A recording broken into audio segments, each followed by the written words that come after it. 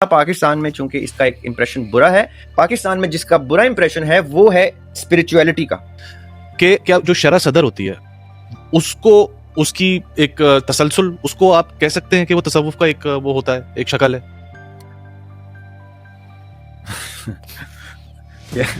اچھا اینگل ہے یہ دیکھنے کا.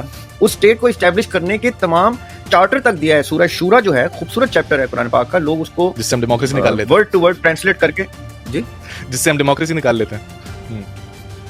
جی ان 1.5 سال کی شہادتوں کا پھر اس کا مطلب ہے کریڈٹ ہم مفتی صاحب کے اوپر ڈالیں گے یا اسٹیٹ کے اوپر ڈالیں گے. Quick message before the video. سب سے پہلے آپ سب کا شکریہ جس نے بھی اس چینل کو سبسکرائب کیا ہے سپورٹ کرنے کے لیے. جس نے نہیں کیا ان کا بھی بہت شکریہ. سبسکرائب کر لیں تو اچھی بات ہے. بٹ اگر آپ جینوئنلی اس چینل کو سپورٹ کرنا چاہتے ہیں اور ایسے ہی انٹرسٹنگ بلاگز، کانورزیشنز اور پوڈ کاسٹ سنتے رہنا چاہتے ہیں تو ڈسکرپشن کے اندر ٹاپ پہ ایک لنک ہے، اس کو پلیز چیک آؤٹ کریں اور کھل کے سپورٹ کریں تاکہ میں زیادہ سے زیادہ اپنا ٹائم اس چینل کے لیے ڈیڈیکیٹ کروں اور اسی طرح کی کانورزیشنز اور ڈسکورس کو ہم اور مزید آگے بڑھائیں. Thank you so much in advance. اب چلتے ہیں آج کی ویڈیو کی طرف.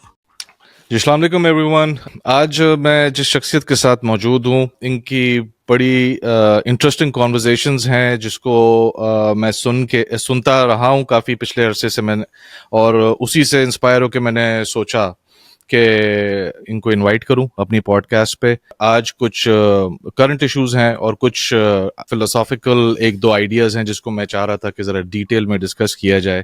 میرے ساتھ موجود ہیں ذریعہ ہاشمی صاحب. السلام علیکم سر، کیسے ہیں آپ؟ وعلیکم السلام. الحمدللہ میں ٹھیک ہوں. آپ ٹھیک ہیں؟ خیریت سے ہیں؟ الحمدللہ سر. سب سے پہلے بہت بہت شکریہ سر ٹائم دینے کے لیے. اور thank you for having me. Absolutely sir. Sir actually آج جو میرا مین آئیڈیا تھا وہ ذرا صوفیزم کے اوپر. آپ کو پتہ ہے جس طریقے سے ہمارے دو میجر اسکول آف تھاٹس ہیں وہ وہیں سے سمجھا جاتا ہے کہ وہیں سے اسٹیم ہوئے ہیں اور ساری چیزیں، اور آج جو شکل بن چکی ہے پاکستان میں خاص طور پہ ہمارے معاشرے میں سب کانٹیننٹ میں، وہ کافی زیادہ اب برا ہی سمجھا جاتا ہے بیسکلی صوفیزم کو. تو میں تھوڑا سا آج چاہ رہا تھا کہ آپ کے ساتھ تھوڑا سا اس کو ایکسپلور کریں، لیکن اس پہ جانے سے پہلے آپ کا پوائنٹ آف ویو میں جاننا چاہتا ہوں. ابھی جو آج سے 2 ہفتے پہلے فتویٰ جاری ہوا ہے جہاد کا فلسطین کے حوالے سے، میں اس پہ آپ کا پوائنٹ آف ویو جاننا چاہتا ہوں کہ آپ where do you stand with that? Where do I personally stand with that, or where do I think, in my opinion, the fatwa stands? سب سے پہلے تو سر کہ where do the فتویٰ stands، اور ظاہر ہے کہ 2 ہفتے میں ابھی تک کوئی موومنٹ بھی نہیں ہوئی، تو how do you see this whole، اور پھر اس کے بعد میں آپ کی پرسنل اوپینین جاننا چاہتا ہوں. اچھا، میری پرسنل اوپینین یہ ہے کہ میں ایسے کسی فتوے سے یا اس وقت کے تمام فتاوی سے اپنے آپ کو ریلیٹ نہیں کر پاتا، کیونکہ میرے عقائد میں اجماع امت کی ڈیفینیشن ڈیفرنٹ ہے جو بظاہر پریکٹس ہوتی ہے ان کمپیریزن ٹو دیٹ.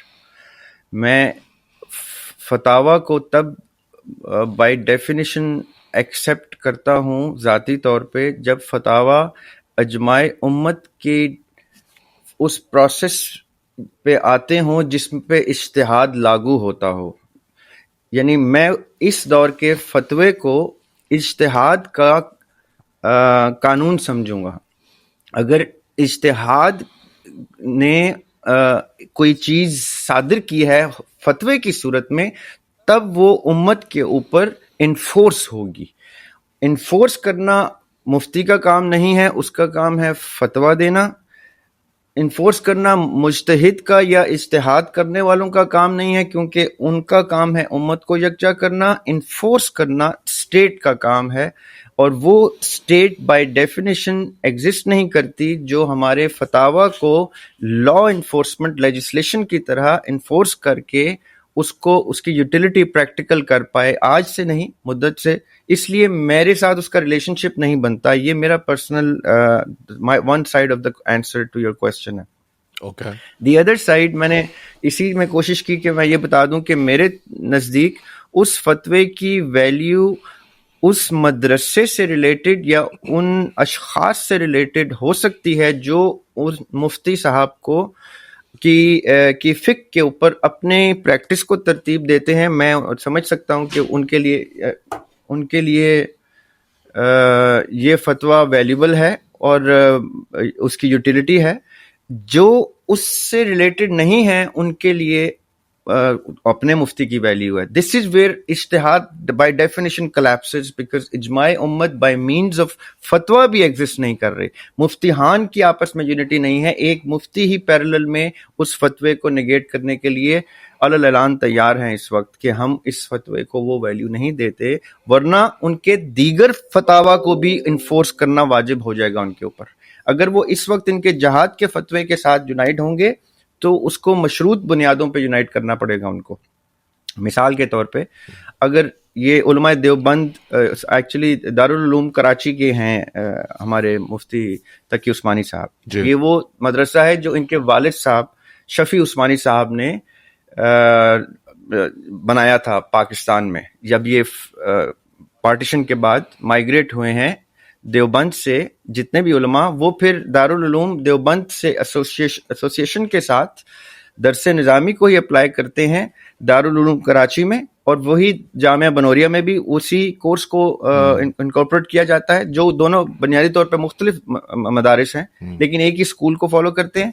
اب جو دیوبند سے ریلیٹڈ لوگ ہیں وہ باقاعدہ طور پہ مفتی تقی عثمانی ہوں یا اس وقت اس منہج کے ایز اسپوکس پرسن کوئی بھی ہوں بائی ڈیفینیشن, تو ان کی فقہ ان کی پریکٹس ان کے فتوے پہ ترتیب ہوگی, سمجھ میں آتی ہے. میرا کیونکہ ان کے ساتھ وہ بالواسطہ تعلق نہیں ہے تو میرے اوپر وہ فتویٰ اس طرح سے اپلائی ہوگا ہی نہیں. یہ الگ بات ہے کہ میں اس فتوے کو ایک اچھا سٹیپ سمجھوں کہ کفر ٹوٹا خدا خدا کر کے, کہ آخر کار وہ فتویٰ آ ہی گیا جو 1 سال 1.5 سال کی جنگ میں 1.5 سال کے شہداء کے مرنے کے بعد صادر ہوا. میرا تو سوال بڑا عاجزانہ سا سوال ہے کہ ان 1.5 سال کی شہادتوں کا پھر اس کا مطلب ہے کریڈٹ ہم مفتی صاحب کے اوپر ڈالیں گے یا اسٹیٹ کے اوپر ڈالیں گے کہ یہ جہاد ڈکلیئر ہوتے ہوتے جو شہادتیں ہوئیں اس کا ذمہ دار کون ہے پھر لیٹ کرنے کے اندر. اچھا تو جی justice delayed is justice denied. So we will start from the first death of this incident 7th of October. اب 25 آ گیا. اب ان 1.5 سالوں میں وہ پہلے شہید سے پھر یہ اکاؤنٹیبل ہو جاتے ہیں. یہ میرا خیال ہے یہ فتویٰ دینے سے پہلے تھوڑا سا یہ ان کو نظر ثانی کرنی چاہیے تھی اس کے اوپر. تو ذریعہ صاحب آپ نے اب تھوڑا سا, میں خود بھی کنفیوز ہو گیا اور ایم پریٹی شیور جو سننے والے ہیں وہ بھی تھوڑا سا کنفیوز ہو گئے ہوں گے اس چیز کے اوپر. آپ کا یہ کہنے کا جب آپ بولتے ہیں کہ میرے اوپر اس طرح بالواسطہ تعلق نہیں ہے, تو آپ کا اس سے مطلب کیا کہ آپ پرسنلی اپنی بات کر رہے ہیں یا آپ عوام کے پرسپیکٹو سے بات کر رہے ہیں؟ نہیں میں بالکل ذاتی طور, میں نے اسی آپ سے کہا پرسنلی. میں نے سوال کے شروع میں آپ سے پوچھا تھا کہ پرسنلی میں نے, اور یہ بھی آپ کو بتا دیا کہ کون بالواسطہ وابستہ ہیں, وہ دیوبند والے ہیں. بریلوی مکتبہ فکر بالواسطہ ان سے تعلق نہیں ہے, ان کا بلا واسطہ تعلق بنتا ہے کہ ہیں یہ ایک ہی عقیدے کے امبریلا کے نیچے, لیکن یہ ایک فقہ کو پریکٹس نہیں کرتے. اس لیے ان کا فتویٰ تو اب مجھے تھوڑی سی اگر آپ ڈیٹیل بتائیں گے, اگر ہم اس کو ایکسپینڈ کرنا چاہتے ہیں کہ اس فتوے میں انہوں نے کتنے اور علماء کو ساتھ شامل کیا ہے اور اس میں کون کون سے مکاتب فکر اس میں اس کو یس کر چکے ہیں, ساتھ میں اپروو کر چکے ہیں, تب آپ دیکھ سکتے ہیں کہ کس کس اسکول آف تھاٹ پہ اپلائی ہوتا ہے ڈائریکٹلی.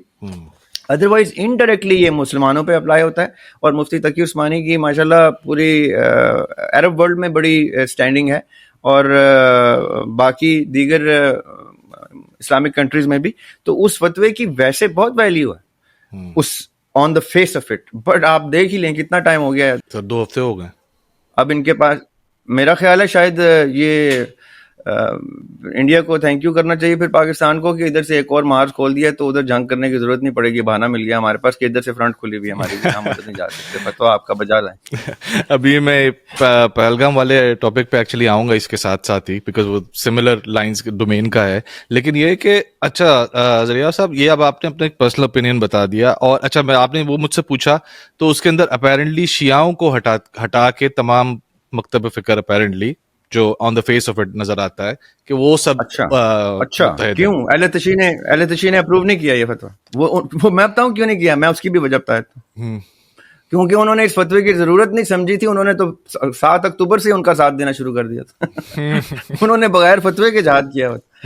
یہ میں آپ کو ٹیکنیکل بات بتا رہا ہوں. اس لیے اہل تشیع نے کہا ہوگا آپ کا تو فتویٰ اب آیا بھیا, ہم تو جہاد میں لاشیں حسن نصر اللہ مروا چکے ہیں, ہم تو اسماعیل ہنیہ مروا چکے ہیں, ہمارے تو یمن سے راکٹ انٹرسپٹ ہو رہے ہیں, ہمارے تو ادھر سے وہ, ہم تو حالت جنگ میں, آپ کا اب فتویٰ ہے. شاید اس لیے اہل تشیع نے احتجاجاً شاید جوائن, کوئی انٹیلیجنٹ آدمی ہیں یہ لوگ جو جنہوں نے کوشچن کیا اس بات.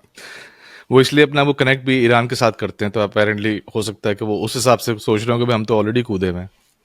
نہیں, ایران کے ساتھ نہ بھی کنیکٹ کریں. یہ جو پاکستان کے اہل تشیع ہیں, یہ they do not directly have to be attached with Iran. یہ تو ان کی 2-3 جماعتیں ہیں, یہ ہم کبھی ڈیٹیل میں ڈسکس کریں گے کہ ان کا ایران سے لنک کیا بنتا ہے جی. لیکن یہ جو مجلس وحدت المسلمین ہے نا, جو بیسک اب اہل تشیع کی جو مین پاپولس جماعت ہے, وہ ہے MWM, مجلس وحدت المسلمین. جی. یہ اگر انہوں نے اس فتوے کو جوائن نہیں کیا تو میں اس کی لاجک آپ کو بتا رہا ہوں کہ بائی ڈیفینیشن وہ آلریڈی حالت جنگ میں, ان کا فتویٰ اپنے مراجع کی طرف سے آ چکا تھا اور وہ جنگ میں جا چکے تھے بیفور ہینڈ.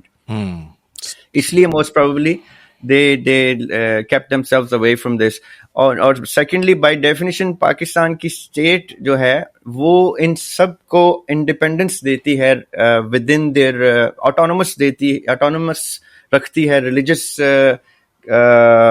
فیکشنز کو, کہ آپ اہل تشیع کے اندر اپنے فتاویٰ کے اوپر چل سکتے ہیں, اہل سنت بریلوی کے اندر اپنے فتاویٰ میں, اہل سنت والجماعت میں اپنے فتاویٰ میں, دیوبند میں اپنے. سو یہ ریلیجس فریڈم اسٹیٹ نے دیا ہوا ہے. یہ اسٹیٹ کا پروگیٹو ہوتا ہے کہ وہ یہ ریلیجس فریڈم دے یا نہ دے. جیسے سعودی عرب نہیں دیتا, ایران نہیں دیتا, ادھر آپ کو ایک میجورٹی انفورسڈ نظر آتی ہے سعودی عرب میں اہل حدیث کی, جس کو ہم یہاں پہ زیادہ تر لوگ وہابی کہتے ہیں, اس کی, اور ایران میں اہل تشیع کی. یہ جو اسٹیٹ کی انفورسمنٹ ہوتی ہے, ادھر فتاویٰ کی ویلیو ہوتی ہے, کیونکہ اگر ادھر فتویٰ کوئی کسی نے دے دیا تو اسٹیٹ کو کودنا پڑے گا اس میں جنگ میں. ہماری جیسی اسٹیٹ میں جہاں ڈسکنیکٹ ہے نا ریلیجن کا گورنمنٹ کی مشینری سے, وہاں یہ چیزیں بس گفتگو تک اچھی ہیں, پوڈ کاسٹ تک اچھی ہیں, یوٹیوب تک اچھی ہیں, پریکٹیکلٹی نہیں ہے, یوٹیلٹی نہیں ہے. اوکے, اچھا. تو ریاض صاحب, ابھی جیسے وہ ابھی صحابہ کے اوپر جو ایک بل ابھی انہوں نے پاس کرایا تھا, تو کہنے کا مقصد ہے کہ اگر چاہیں تو اسٹیٹ کو یعنی کہ مجبور نہیں کر سکتے ہیں. اب یہ فتویٰ نکل گیا ہے, اب اگر پوری عوام اور یہ سارے کے سارے اسکول آف تھاٹس مل کے, تو مطلب میرا بیسکلی سوال یہ ہے کہ نیکسٹ اسٹیپس پاسبل ہیں کہ نہیں ہیں اس کے بعد, یا آپ یہ سمجھتے ہیں بس گپ شپ ہو گئی, بس ٹھیک ہے, ختم بس؟ دیکھیں, انفارچونیٹلی پاکستان ان ممالک میں سے ہے جہاں نیشنل انٹرسٹ کے لیے اسٹیٹ سیکرٹس میں کی لسٹ میں وہ مواد بھی ڈال دیا جاتا ہے جو اسٹیٹ سیکرٹ ہونا نہیں چاہیے. اب میں کس طرف جانا چاہ رہا ہوں. آج ایک پڑھا لکھا, آپ جیسا پڑھا لکھا پاکستانی شہری بھی اپنی اسٹیٹ کے کسی ادارے سے اتنا کنیکٹڈ نہیں ہے کہ اس کو ایگزیکٹلی پتا ہو کہ انڈیا پاکستان کے یہ جو کانفلکٹ ارائز ہو رہا ہے اس میں کیا چل رہا ہے. جب تک کوئی راکٹ ادھر سے ادھر یا ادھر سے ادھر نہیں جائے گا, ہمیں نہیں پتہ چلنے دے گی اسٹیٹ.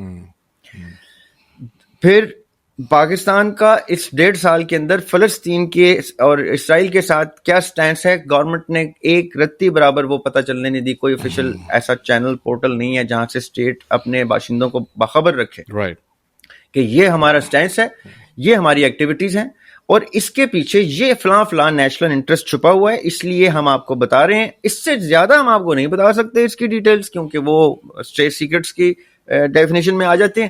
یہاں تک آپ کو پتا ہونا چاہیے, آپ مطلع رہیں کہ اگر پاکستان کسی بھی موقع پہ کسی بھی صورت میں گوریلا وارفیئر میں, ڈائریکٹ بیٹل فیلڈ میں, ایئر اسٹرائک میں کسی طرح جائن لگائے تو اپنے باشندوں کو پہلے سے مینٹلی پریپیئر کیا ہو.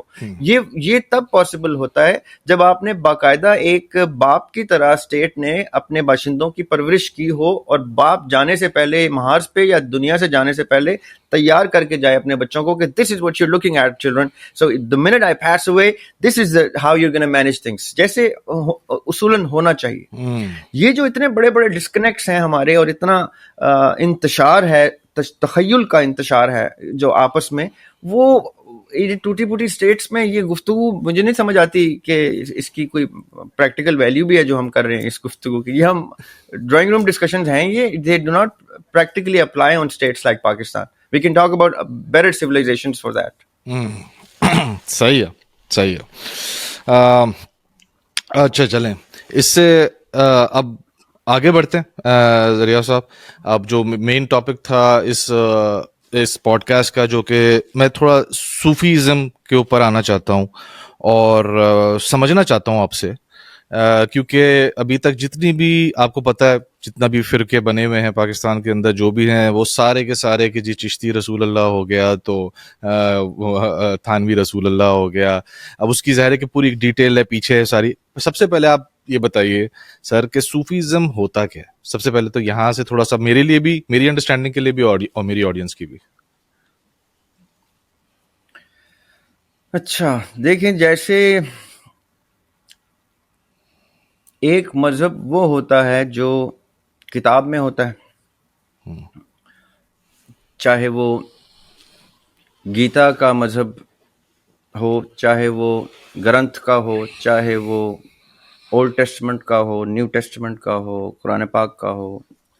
کتاب کے اندر جو درج مذہب ہوتا ہے، ایک وہ مذہب ہوتا ہے، عقیدہ ہوتا ہے، دین ہوتا ہے. اگر وہ تینوں چیزیں ہیں، سسٹم، اس میں آئیڈیالوجی بھی ہے، اس میں تھیولوجی بھی ہے، اور اس میں ہیومن سائیکالوجی بھی ہے، یہ تینوں آئٹمس پورے ہیں اس کے، جی، تو وہ اپنی کتاب میں ایک مکمل مذہب کی صورت اختیار کرتا ہے کتاب میں.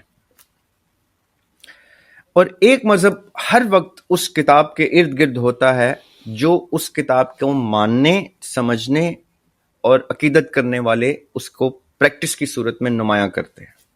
اس میں ہمیشہ ایک بنیادی فرق نظر آئے گا کہ کئی کتابی چیزیں پریکٹیکل میں اترتے اترتے اپنی ظاہری تعبیر کو چینج کر دیتی ہیں.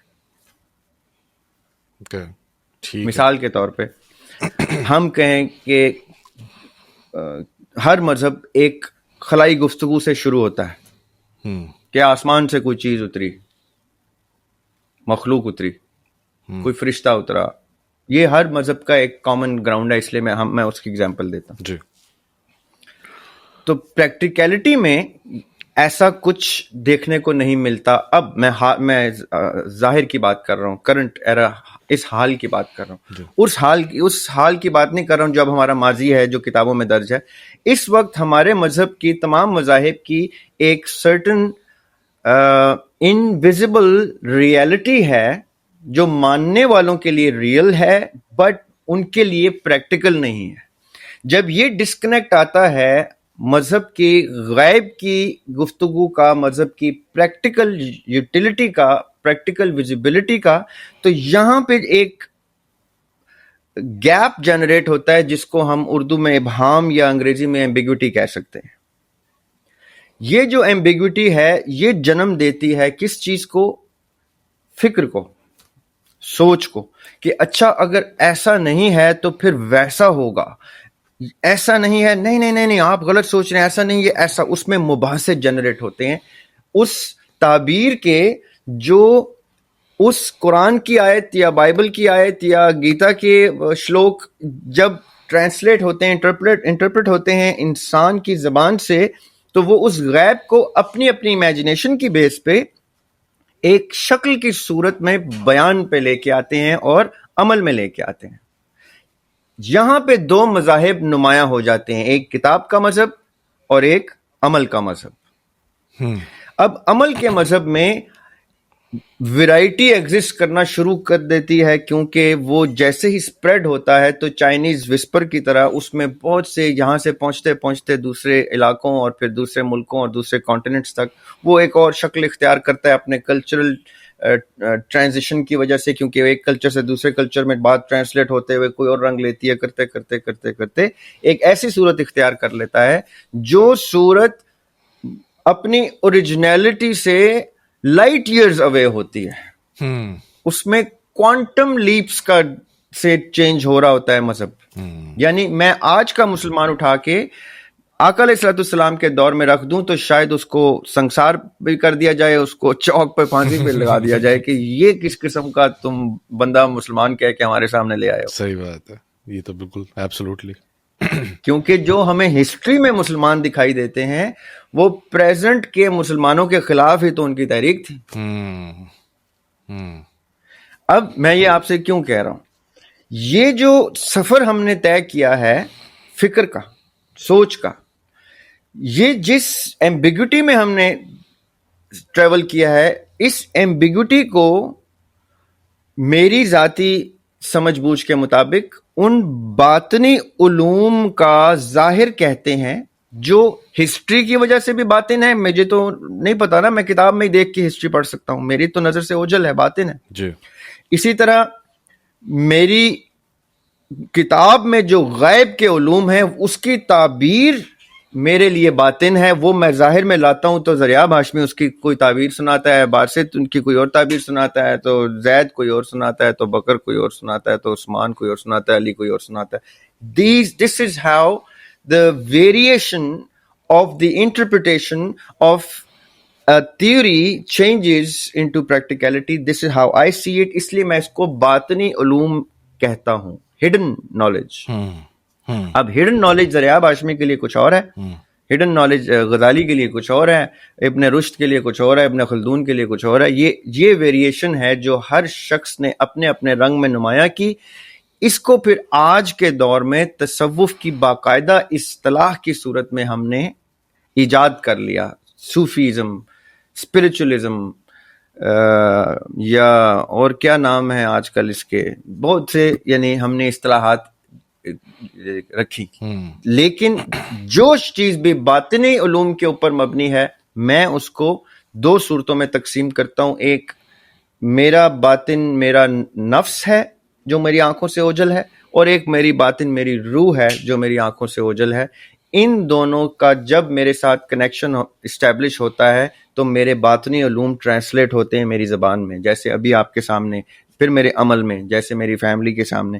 یہ میرے اعمال, میرے کال اور میرے فعل جو ہیں, میرے ان دو ونڈوز سے میں لیتا ہوں ڈائریکٹلی اس کی لائٹ. یا میں سول سے اس کی لائٹ لیتا ہوں یا میں اسپرٹ سے اس کی لائٹ لیتا ہوں. تو جو اسپرٹ سے ہوتی ہے وہ اسپرچولیٹی ہوتی ہے, جو سول سے ہوتی ہے وہ صوفیزم ہوتا ہے. یعنی اسپرٹ سے جو ہوتا ہے اس کو باقاعدہ میں علم النفس کہتا ہوں, اور جو روح سے ہوتا ہے اس کو میں علم روح کہتا ہوں. کہ یہ دو بنیادی فرق لازم ہیں. آپ نے کہا پاکستان میں چونکہ اس کا ایک امپریشن برا ہے, پاکستان میں جس کا برا امپریشن ہے وہ ہے اسپرچولیٹی کا. یہ جتنے خانقاہوں کا جو سلسلہ آپ کے سامنے ہے, جو نسل در نسل فیض ٹرانسفر کرنے کا, وہ اسپرچولیٹی کے لوگ ہیں, وہ سول کے لوگ نہیں ہیں. سول کے لوگ رہے ہیں جیسے شیخ ابن عربی سول کے لوگ رہے ہیں, علی حجویری سول کے نالج کو پروموٹ کرنے والے ہیں, یا ان کے بعد آئیں تو شیخ احمد سرندی سول کے نالج کو پروموٹ کرتے آئے ہیں. جو پیرلل میں سلسلے چلتے آئے ہیں, نقش بندی, قادریہ, یہ ہیں وہ اسپرچولیٹی کی اٹ موسٹ سٹیج کو اچیو کرنے والے لوگ, by cleansing their spiritual side and opening the window of knowledge coming from the spirituality, and by cleansing their heart, جو soul سے جنہوں نے knowledge لیا, وہ میں نے اب دوسرے نام آپ کو, حسن بصری سے شروع ہوتے ہیں رابعہ بصری تک, تو یہ سارے سلسلے آتے ہیں. Sorry to cut you off Zaryab بھائی, اب اس میں دو تین سوالات میرے آپ کی پوری کانورزیشن سے نکلے. ایک تو ابھی فوری ہے تو میں فوری, آپ نے ابھی اسپرٹ اور سول نارملی انٹرچینجبلی استعمال کیا جاتا ہے, تو یہ ذرا جو اسپرٹ اور سول کا کیا مطلب فرق کیا ہے دونوں کے بیچ میں, جو آپ نے بولے دو الگ الگ چیزیں. جی دیکھیں, میں قرآن کے مطابق اور اولڈ ٹیسٹمنٹ, نیو ٹیسٹمنٹ اور دیگر مذاہب کے اندر جہاں جہاں, کیونکہ قرآن پاک میں اللہ تعالیٰ کہتے ہیں کہ ہم نے روح کا علم, دیکھیں قرآن کا مقدمہ جو ہے وہ practicality and implementation of the law of the lord Almighty ہے. صحیح. اس کا موضوع بحث باطنی علوم جہاں جہاں اس انفورسمنٹ کے لیے آئیں گے وہاں وہاں ایڈریس ہوں گے.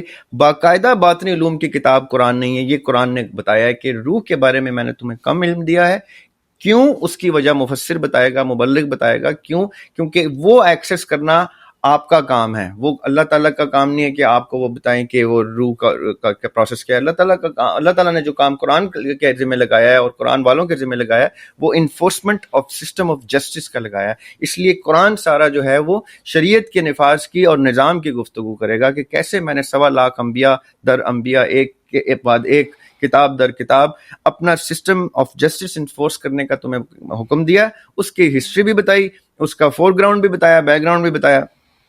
جو روح والی سائیڈ ہے اس کا ایکسس آپ پہ فکر کرنے والوں میں قرآن میں اللہ تعالیٰ کہتے ہیں، اور اس قرآن کو پھر تدبر کرو، فکر کرو، اس میں حکمت ڈھونڈو. تو وہ پھر میرے آپ جیسے لوگ جو ہیں جن کا انٹرسٹ ڈیولپ ہوتا ہے کہ اچھا یہ کون سی سائیڈ ہے جس میں ہم نے اپنا ذہن لگانا ہے، تو پھر ہم اس کو ایکسپلور کرتے ہیں. اور ہم سے پہلے جو اساتذہ کر گئے وہ اپنا کچھ سرٹن ڈیٹا چھوڑ گئے، یہ ایک پیرلل میں چیز چلتی جائے گی. تو یہ ہے وہ سائیڈ جو روح کی سائیڈ ہے جس کی گفتگو ہے. جو نفس ہے، نفس وہ آگ ہے جو ہمارے ارد گرد شیطان کی صورت میں ہے، جس کے اوپر قابو پانا واجب ہے. اس لیے نفس کی ڈسکشن حد الامکان قرآن میں زیادہ ہوگی، کیونکہ قرآن کا مقصد ہی آپ کو اس رستے پہ. تو جو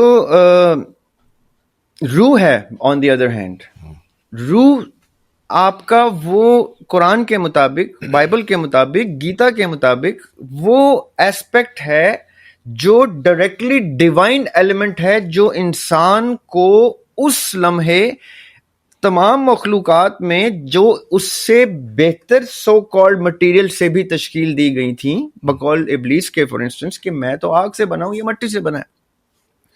تو وہ ایسی کیا چیز تھی جو ایک مٹی سے بنے ہوئے بے جان پتلے کو اچانک سے ان اے مومنٹ آف کن اس نے اس کو ہائی لائٹ کیا کہ it is not the make of the kind that makes it superior, it is the spirit of knowledge, the soul of knowledge, the essence of knowledge that I have bestowed upon it. یہ میں نے جو اس کے اندر روح پھونکی ہے یہ اس کو تم سب سے بالا کر دیتی ہے. جیسے وہ اپنے رتبے میں بالا ہوتا ہے تو all beings have to surrender to that. وہ کیا ایلیمنٹ تھا؟ وہ تھا روح کا، جس کو قرآن نے بارہا ایکسپلین کیا ہے کہ یہ وہ نور ہے، وہ لائٹ آف نالج ہے. یہ قرآن کا چیپٹر ہے پورا، سورہ نور. اس میں اللہ تعالیٰ کہتے ہیں اللہ نور السماوات والارض، کہ the whole Noor of knowledge, knowing of the path of right, of bright, of hope, of optimism, every single thing جس سے رحمان کا جو صفت ہے رب کی وہ ہے to produce, to create. رحمان جو ہے وہ کریٹر کی صفت ہے، رحیم جو ہے وہ اس کریشن کو سیف ہیون دینے کی صفت ہے. یہ جو ہم کہتے ہیں نا بسم اللہ الرحمن الرحیم، this is the holy trinity of Islam. اللہ رحمان رحیم. The holy trinity of Christian کیا ہے؟ God, Jesus and the holy ghost. The holy trinity of Hinduism کیا ہے؟ Trimurti. The holy trinity of Buddhism کیا ہے؟ آتما، برahman اور moksha for instance, the exit, reunification. یا ڈاوئزم میں چلے جائیں، کسی بھی ریلیجن میں چلے جائیں، وہ ایک ٹرائیپوڈ ریلیشن شپ کے اوپر اسٹیبلش کرتے اپنا تھرون. اس کا جو ڈیٹی ہے، اس کا جو خدا ہے وہ ادھر اس عمارت پہ ہے جس عمارت کے یہ پلرز ہیں 3. تو جو رحمان کی صفت ہے وہ ہے کریٹ کر دینا، کن. دس از دا رحمان صفت.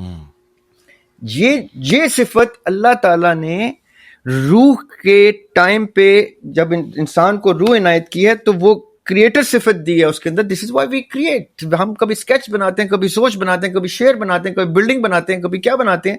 یہ ایلیمنٹ ہی روح کو، ورنہ تو ہم ایک ڈیڈ باڈی ہیں، رات کو ہی پتہ چل جاتا ہے سوتے ہوئے. جیسی روح نکلتی ہے تو ہماری اوقات ہمارے سامنے آ جاتی ہے کہ ہم تو کچھ بھی نہیں ہیں. وہ روح اس کو اٹھتے ہی کریشن شروع ہو جاتی ہے. تھاٹ کی کریشن. کیا ٹائم ہوا؟ میں اٹھ گیا ہوں، صبح ہو گئی کیا؟ یہ کریٹیوٹی کے والکینک کرپشن شروع ہو جاتے ہیں، کیونکہ روح کے اندر وہ صفت جاویدانی ہے، ڈیوائن صفت ہے اللہ تعالیٰ کی پھونکی ہونے کی. نفس وہ آگ ہے جس سے ابلیس بھی بنا ہے، جس سے باقی شیاطین بنے ہیں، جن بنے. یہ نفس हमारी शील्ड है to maintain our body, it is inevitable. ये हटेगा तब भी हम नहीं सर्वाइव कर सकते। जैसे ये मिट्टी हमारा इनएविटेबल कॉन्स्टिट्यूएंट है, पानी मोर देन 70% साइंस कहती है more than 70% of human body is water. अब more than 70% is water, the whole 70% is surrounded 100% is surrounded by fire, जो नफ्स है। और ये सारी किस चीज को शील्ड कर रही हैं?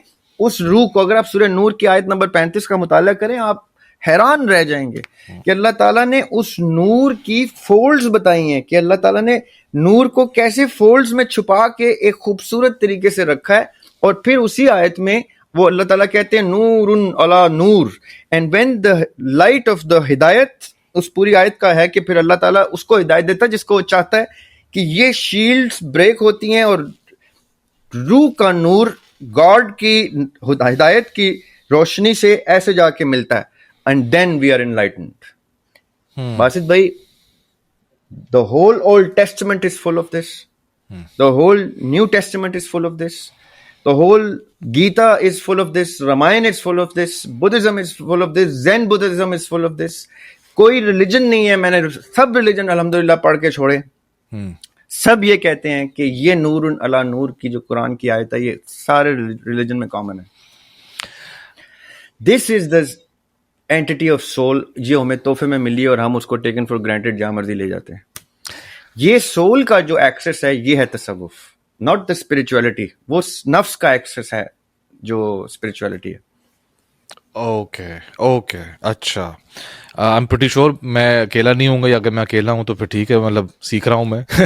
आई होप सुनने वालों को भी ये नया कॉन्सेप्ट होगा कि जी जो आप अकेले नहीं है, आप अकेले नहीं है, मैं भी सीख रहा हूँ। तो जरिया भाई, ये तो बड़ा जबरदस्त आपने, मतलब मैं तो I am blown away actually कि आपने जो अभी बात की है, और ये वाकई डज मेक सेंस कि स्पिरिट जो नफ्स, बेसिकली आप कह रहे हैं स्पिरिट जो है वो नफ्स है, रूह जो है वो आपकी सोल है, और एक बॉडी तो बेसिकली डिवाइन है, डिवाइन है, और ये आपकी बॉडी है। तो बेसिकली उस सोल को प्रोटेक्ट करने के लिए ये बॉडी दी है, जो कि टाइम के साथ साथ डिटेरियोरेट होती रहती है, और वो नफ्स दिया हुआ है आपको सही और गलत के मामले में अपनी बॉडी को, अपनी सोल को बचाने के लिए। जी जी जी, यही है नटशेल में।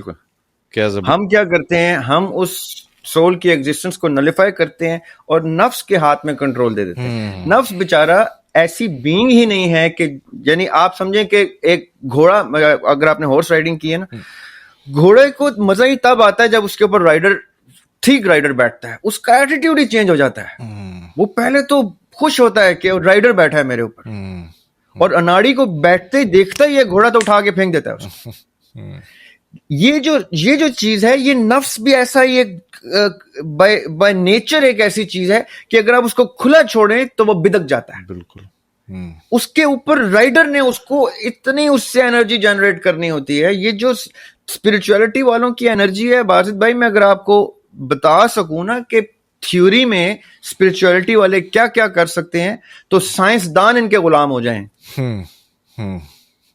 कि भाई तुम ये कैसे कर लेते हो। इतनी ताकत है, अल्लाह ताला ने नफ्स को इतनी ताकत दी है, इतनी बड़ी एनर्जी है। इब्लीस कोई छोटी चीज नहीं है, पूरी दुनिया को नथ डाली हुई है उसने।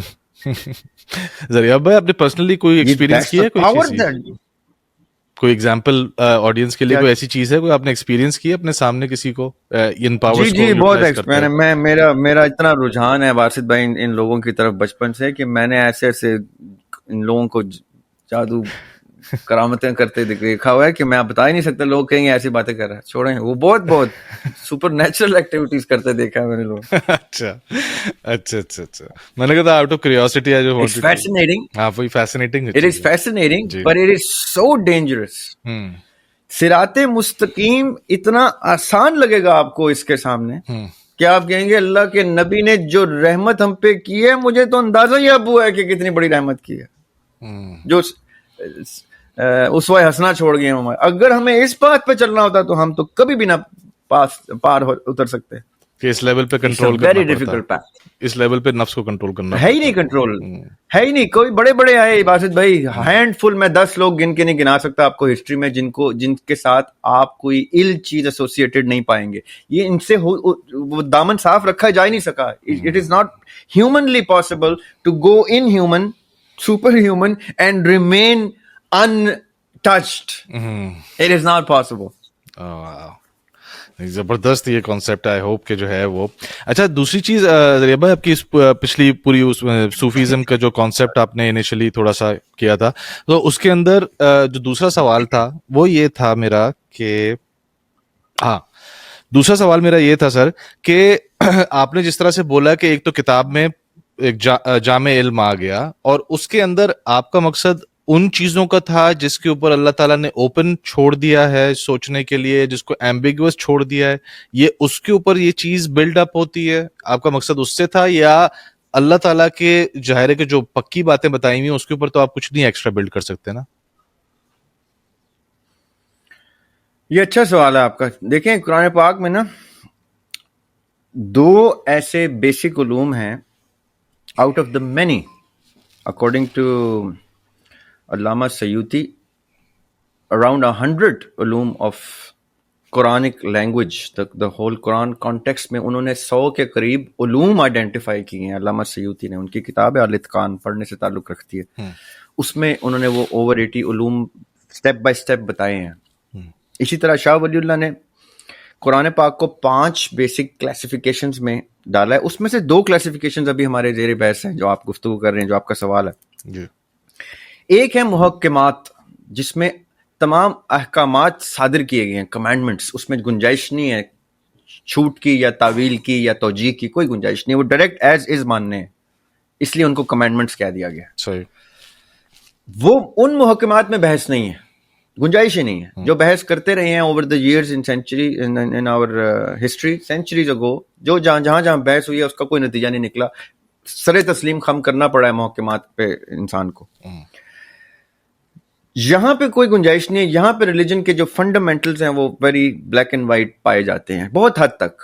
گرے اس میں اگر ہے بھی تو صرف اور صرف اس کی امپلیمنٹیشن کے پروسیس کے کچھ تھوڑی سی ڈفرنس کا ہے, لیکن بائی لا وہ لا ایگزسٹ کرتے ہیں, سب اس کو تسلیم کرتے ہیں, جس کو حدود و قیود کہتے ہیں تمام مذاہب کی. سزا جزا کا کانسیپٹ جو انصاف کا, جسٹس کا ہے, وہ ہے محکمات میں.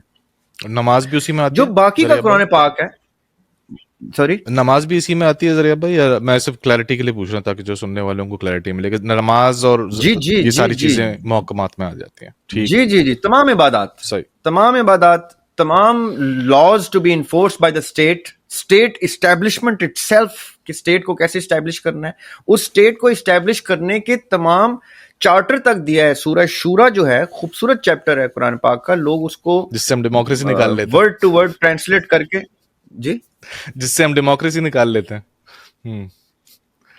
جی جس سے ایک اسکول ڈیموکریسی نکالنے کی گنجائش بناتا ہے, جو بھی وہ کسی دن وہ اس کو ڈسکس کریں گے کیسے بناتا ہے, اور کیسے میرے اندازے میں وہ غلط ہے, میں غلط سمجھتا ہوں اس کو.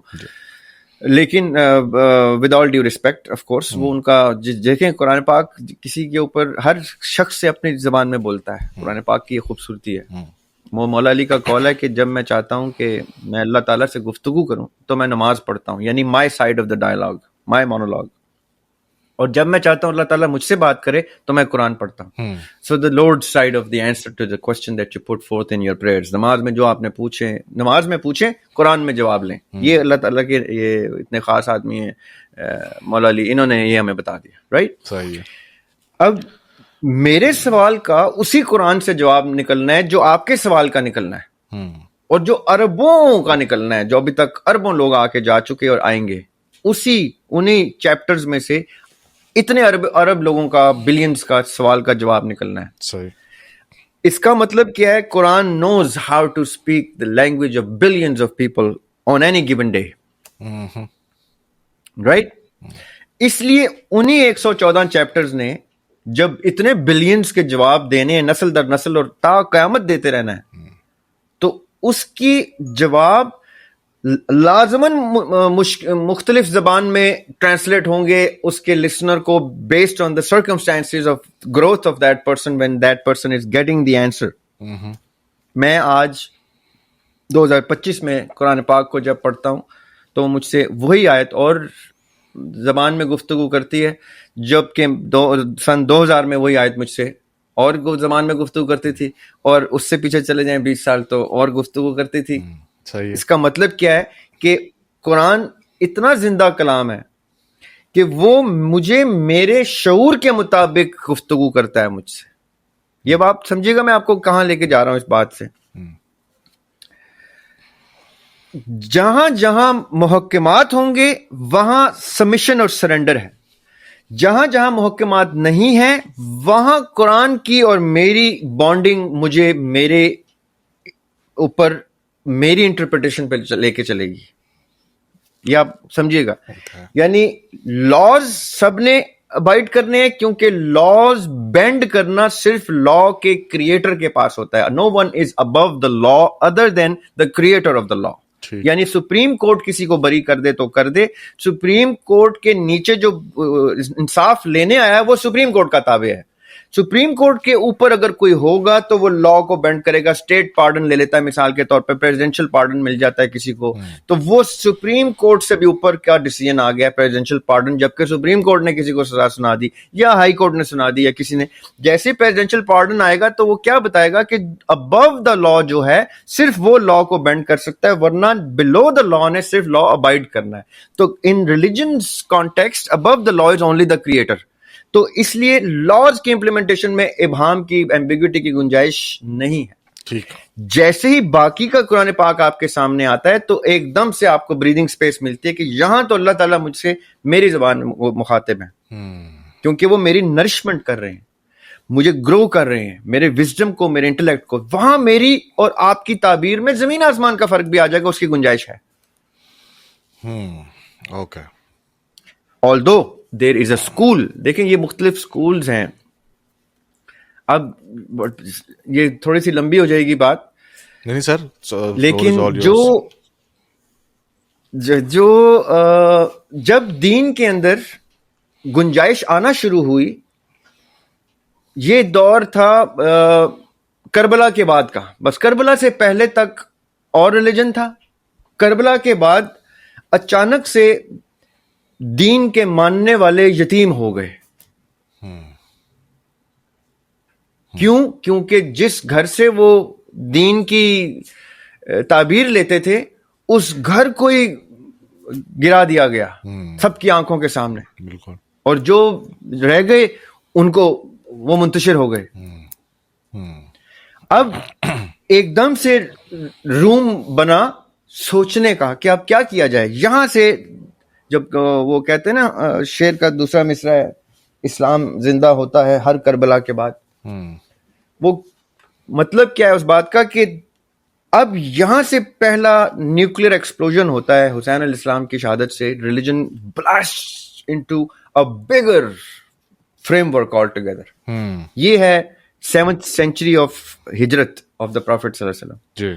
Sorry 7th century of regular جو کیلنڈر دا کرسچن ایرا, جس کو اب ہم CE کہتے ہیں, AD. اور یہ 1st century آف ہجرت ہے, چل رہی ہے 1st century.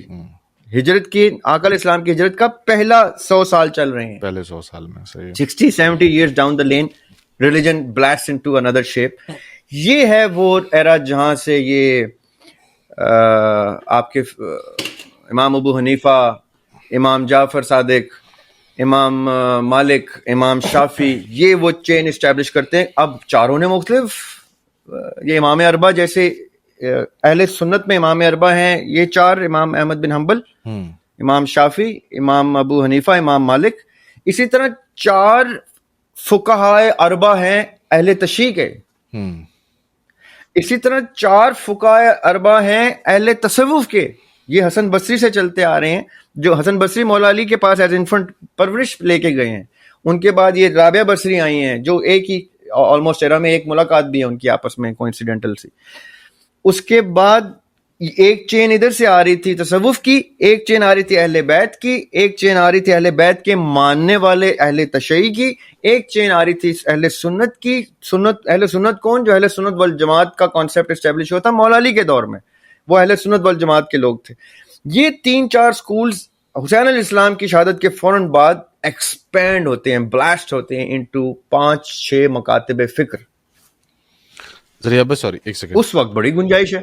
ایک سیکنڈ. تو یہ یعنی کہ اس کا جو یعنی کہ یہ جو آپ نے جس طرح سے بھی بتایا ڈفرینٹ اسکول آف تھاٹس، یعنی کہ یہ اس وقت تک قائم تو ہو چکے تھے، مطلب ایک بہت ہی پری میچور شکل میں موجود ہو گئے، مطلب بن چکے ہو رہے تھے، پری میچور سی شکل ہو رہے تھے. دیکھیں اس ٹائم نا، اس ٹائم جیسے ہٹلر نے جب جرمنی کو کلینزنگ شروع کی تھی نا، ethnic cleansing of the Jews, holocaust, اس ٹائم اس نے سب سے پہلے کہا تھا کہ مجھے سب سے پہلے پڑھے لکھے جوز قتل کرنے ہیں.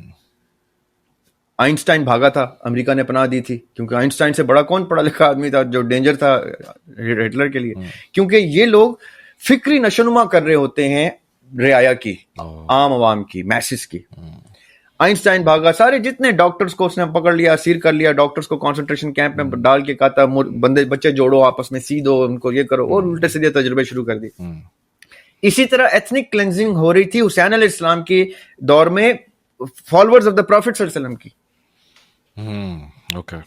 لٹرلی واقعہ ہررا، خانہ کعبہ میں آگ لگی ہے، گھوڑے گدھے وہاں پہ باندھے گئے ہیں، رات 3 دن وہاں پہ گھوڑے گدھے جو ہیں وہ لٹر کرتے رہے ہیں خانہ کعبہ میں. یہ کیوں نہیں بتائی جاتی بات؟ آگ لگائی ہے اس نے خانہ کعبہ. صحیح بات ہے. واقعہ ہررا is the most darkest period of Islamic history.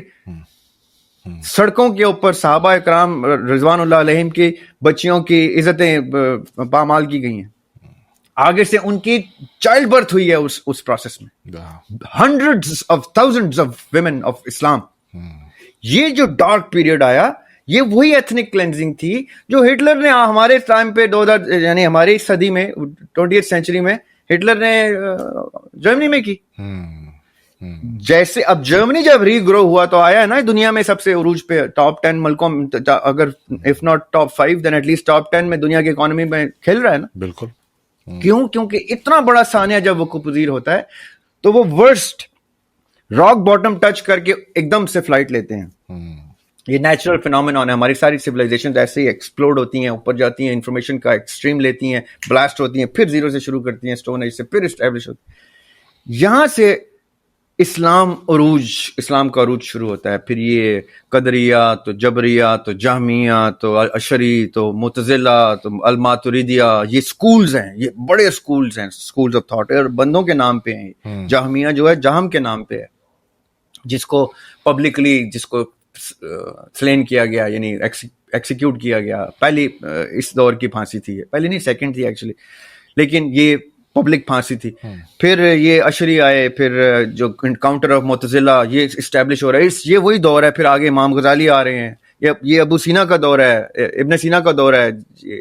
8th century کی بات ہے، 9th سینچری کی بات ہے، جس کی میں آپ کو بات تھا. یہاں سے ریلیجن ایک دم ایکسٹریم لیتا ہے. پیرلل میں وہی تصوف جو جوڈیک گفتگو پہ تصوف تھا، جو ہندوازم کی گفتگو میں تصوف تھا، جو بدھزم کی گفتگو میں، یہ 5 سینچری پیچھے چلے جائیں عیسیٰ علیہ السلام سے، وہاں سے یہ تصوف آتا جا رہا تھا، اپنی چین چلاتا جا رہا تھا. ادھر یہ ثانیہ وقوع پذیر ہوا تو اس نے اپنی ڈائریکشن چینج کی. تصوف نے بھی اسلام قبول کیا. تصوف نے اپنا ریلیجن کو جتنا امپروو کیا ہے باسط بھائی، اتنا مسلمان نے نہیں کیا. اسی لیے صوفی لوگوں نے بر صغیر کو منور کیا دین سے. ورنہ محمد بن قاسم تو اہل بیت کی فیملی کو قتل کرنے آیا تھا، جس کو بڑا انہوں نے چڑھا دیا، ہیرو بنا دیا. He was here to murder the daughters, the family members of the Prophet صلی اللہ علیہ وسلم. وہ حسین علیہ السلام کی چین کو ابلیٹریٹ کرنے کے مقصد سے بھیج دیا تھا حجاج بن یوسف نے. اس کا داماد بھی تھا، یہ اس کا چچا داد بھائی بھی تھا. یہاں پہ ریلیجن تصوف ہی لے کے آ سکتا تھا، کیونکہ اس خطے میں آلریڈی تصوف اپنی ایکسٹریم کو ٹچ کر چکا تھا. تھاٹ دیکھ، تصوف کیا ہوتا ہے؟ تصوف in simple words access of the divine knowledge ہوتا ہے. تو ڈیوائن نالج کا معیار آلریڈی اسٹیبلش تھا. یہ پرشین سائڈ پہ، یہ انڈو پاک سائڈ پہ، یہاں پہ یہ سارا وہ ریجن آلریڈی منور تھا علم کے. یہ ایسا نہیں تھا کہ یہاں پہ علم نہیں تھا. یہاں یہ علم کے جتنے بڑے بڑے جو میں نام لے رہا ہوں یہ سارے اس علاقے کے لوگ تھے. جی جی بالکل, انڈیا چائنا وہ اس ٹائم پہ تو ٹاپ پہ تھا اپنے. جی جی جی جی یہ ادھر جو چائنیز ڈائنیسٹی چلی آ رہی ہیں یہ 5ویں سینچری BC سے چلی آ رہی ہیں, اور یہ ڈائنیسٹیز علم کے زور پہ چلی آ رہی تھی. بدھزم جو ہے یہ کتابی صورت اختیار کر چکا تھا عیسیٰ علیہ السلام سے پہلے. عیسیٰ علیہ السلام سے پہلے کتاب کی صورت میں بدھزم آ چکا تھا, تاؤزم آ چکا تھا, جس کو ڈاؤزم بھی کہتے ہیں. یہ کتابیں چھپ چکی تھی, یہ رامائن جو چھپ چکی ہے اس ٹائم تھی کسی اور زبان میں, یعنی یہ بعد میں انہوں نے ٹرانسلیٹ کی, تلسی داس نے, یہ بعد میں اس کو کلوز ٹو سنسکرت لے کے آئے. یہ اپنے اوریجنل زبان میں کتاب کی صورت میں موجود تھا 5000-4000 سال پہلے حضرت عیسیٰ علیہ السلام سے, 4000 years before عیسیٰ علیہ السلام. So this region was already there, but یہاں سے پھر جب ریلیجن آتا ہے اور یہ پیرلل میں 4-5 سکولز برسٹ ہوتے ہیں, فکر کو نشو نما ملتی ہے, فکر گرو ہوتا ہے, فکر کو ڈائٹ ملتی ہے, فکر ایکسپینڈ ہوتی ہے.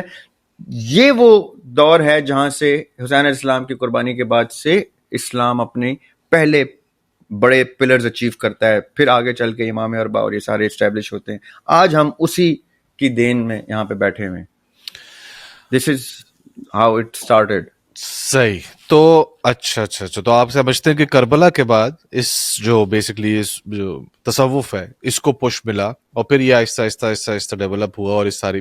اچھا تو اب یہ بتائیں ذریعہ بھائی, اس کو ٹورڈز دی اینڈ جو ہمارے مکتب فکر ہیں مین ان کو کہتے ہیں یہ ادھر ہی سے اسٹیم ہوئے ہیں. اب ظاہر اس طرح کی بہت ساری باتیں آتی ہیں, اس طرح میں نے آپ کو شروع میں مثال دی تھی چشتی رسول اللہ اور تھانوی رسول اللہ والی.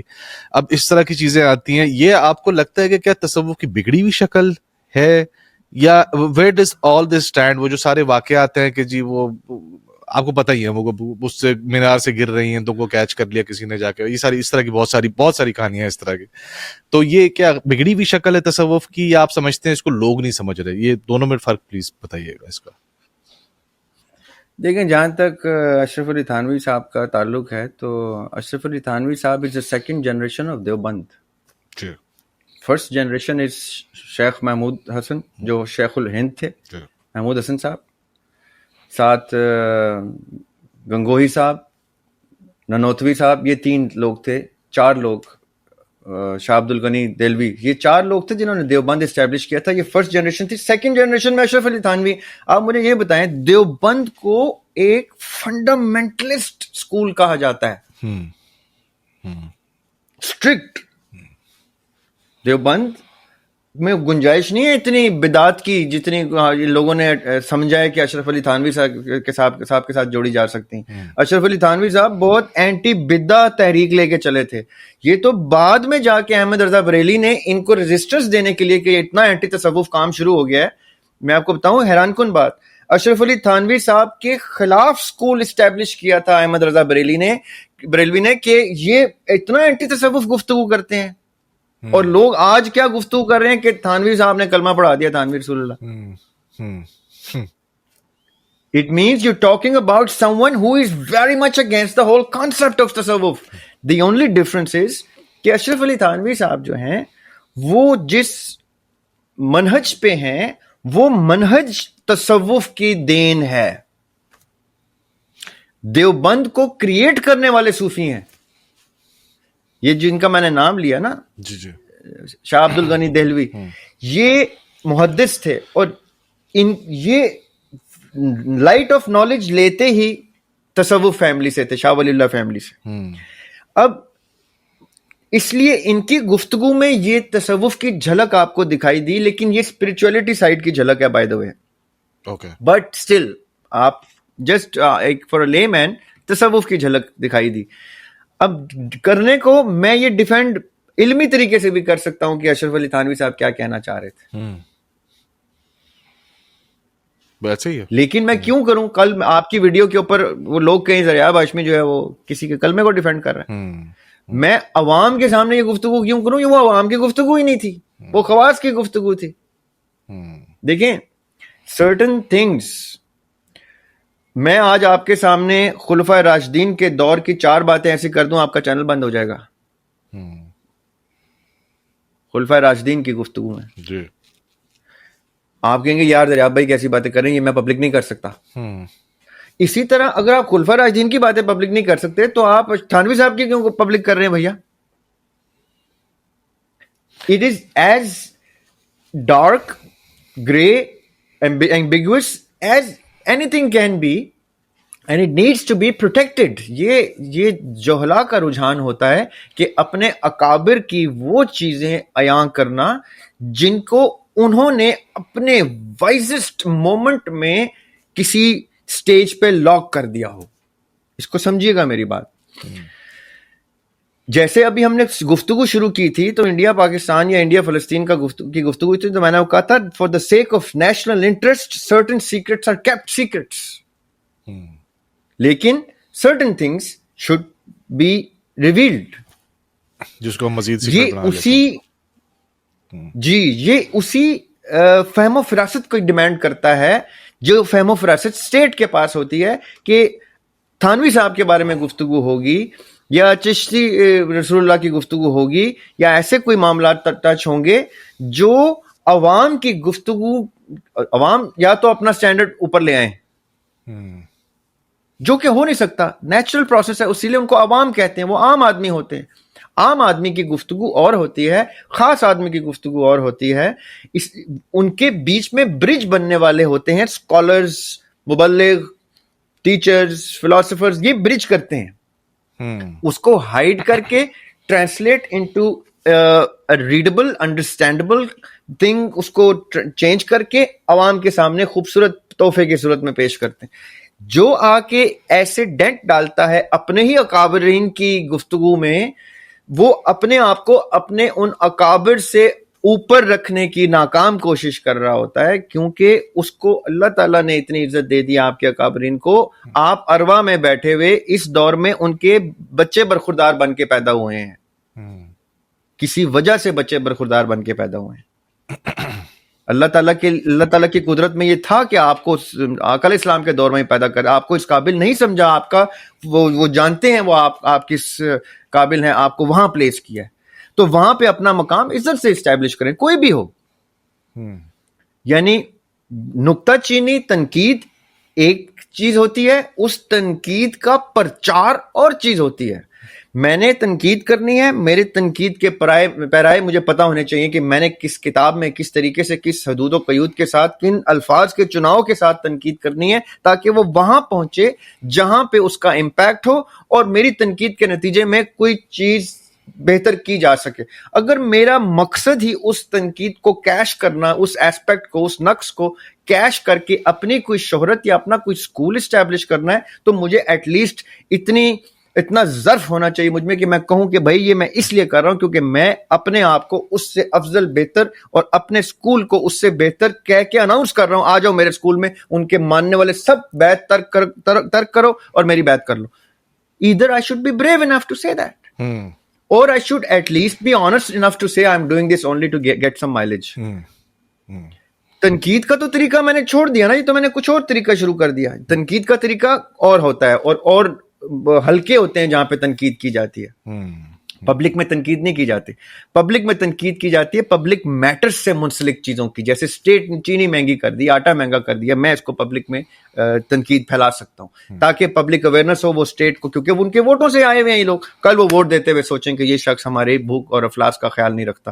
اس تنقید کا امپیکٹ ہی ایسے آتا ہے. جس تنقید کا امپیکٹ نیگیٹو آتا ہے تو اس شخص کو تنقید کی اجازت ہی نہیں ہونی چاہیے جس کو یہ نہ پتا ہو کہ اس کے ہاتھ میں کس لیول کا ویپن آ گیا ہے, اس سے وہ میسز مارنا شروع کر دیے اس نے.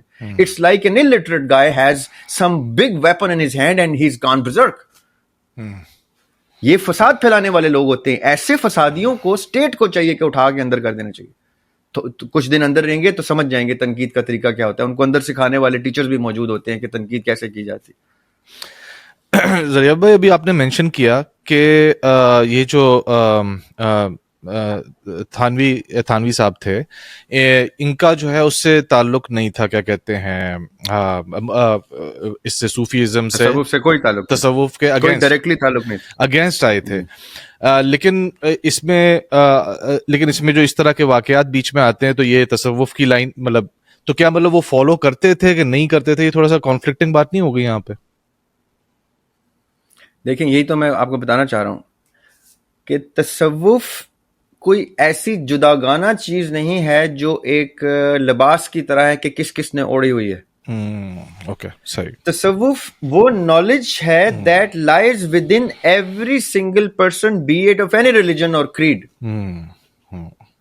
اب اس نے جتنا جتنا ایکسس کیا ہے اتنا اتنا انٹرپریٹ کر کے اس نے بیان کرنا شروع کر دیا. اس بیان کو سمجھنے کے لیے بھی سننے والے کا معیار وہاں ہی ہونا چاہیے جس معیار پہ وہ گفتگو کر رہا ہے, کیونکہ وہ تو ایک ہڈن چیز باطن کا ایکسس لے لیا ہے اس نے. اب وہ اشرف علی تھانوی صاحب ہوں یا وہ شاہ ولی اللہ ہوں یا وہ علی اجویری ہوں, جس کو جتنا جتنا ایکسس ملا اس نے وہ بیان کرنا شروع کیا. اس بیان کی انٹرپریٹیشن, ٹرانسلیشن اور تفسیر تعبیر جب لوگوں تک عام ہوئی تو عام لوگوں کو اس کی سمجھ سے بالا ہو گئی. وہ جیسی وہ ہوئی بالا ہوئی تو یہاں ان لوگوں کی ذمہ داری آئی جو اس کا برج بن سکتے تھے. وہ میرے آپ جیسے لوگ ہو سکتے ہیں, وہ کوئی بھی ہو سکتا ہے, وہ اسکالر ہو سکتا ہے.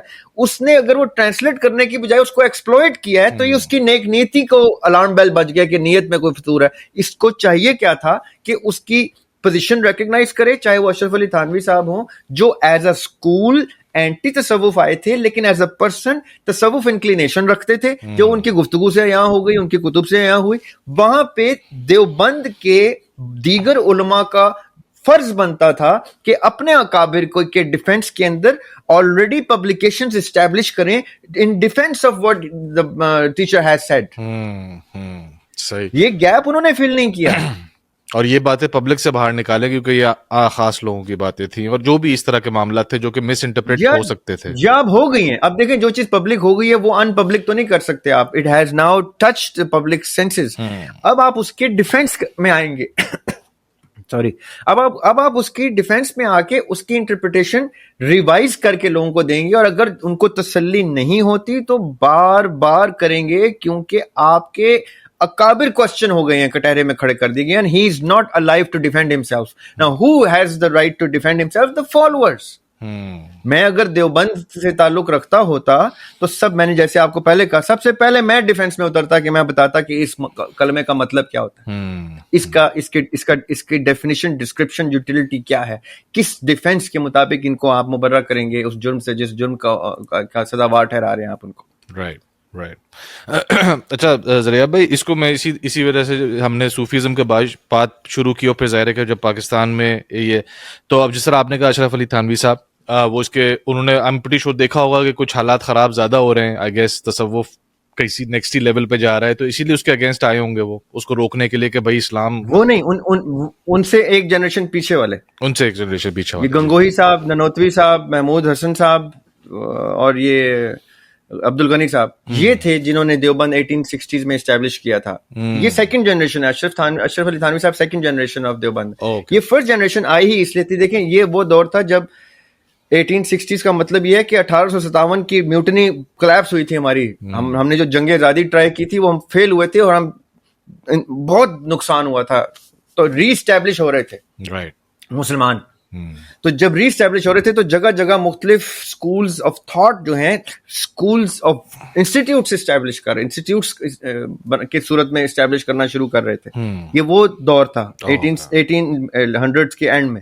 دیوبند, مکتبہ فکر, یہ بریلوی, اہل حدیث, یہ سب ایک ہی ایرا کے, ایک ہی ٹائم کے 10-20 سال کے گیپ, 30 سال کے گیپ میں یہ اسٹیبلش ہوئے.